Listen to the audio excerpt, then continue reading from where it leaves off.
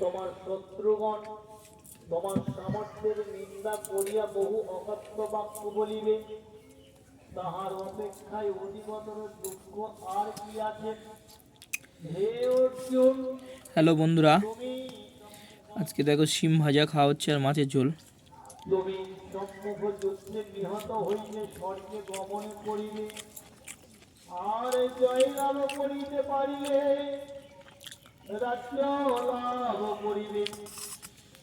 অতএব যুদ্ধের জন্য চির নিশ্চয়ই হইয়া উঠিয়া দাঁড়াও। সুখ দুঃখে সমকিতা লাভালাভ জয় ভরমম।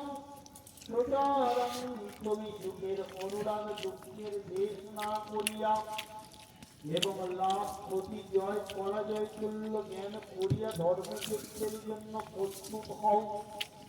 এইরূপ করিলে গুরুজনাদি বধজনিত কর্তব্য তোমার হইবে না। অর্জুনকে ভগবান বলছে, হে অর্জুন, তুমি ক্ষত্রিয়, তুমি এই যুদ্ধে অংশগ্রহণ করেছ। এই যুদ্ধটা হচ্ছে ধর্ম স্থাপনার যুদ্ধ। তুমি এই যুদ্ধে অংশগ্রহণ করে যদি মনে মনে ভাবো যে আমি অর্থ লাভ পাবো, সাম্রাজ্য লাভ পাবো, জয় পরাজয় চিন্তা করো, তাহলে তোমার খুবই পাপ আছে।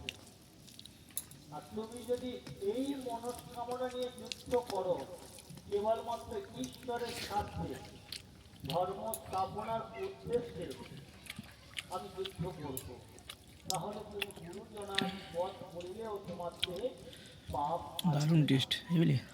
ভগবান অর্জুনকে বলে। আর কি বলছে, হে পার্থ, শোক মহাবী সংসার হেতু নাশ কি হইবে। ভগবান বলছে, এতক্ষণ তোমাকে তত্ত্বজ্ঞানের কথা বলছি, এবারে তোমার কর্মজ্ঞানে গুরুনন্দন বহু সাদা অনন্তে বুদ্ধয়ং ব্যবসায়িনাম। হে অর্জুন, এই নিষ্কাম কর্মে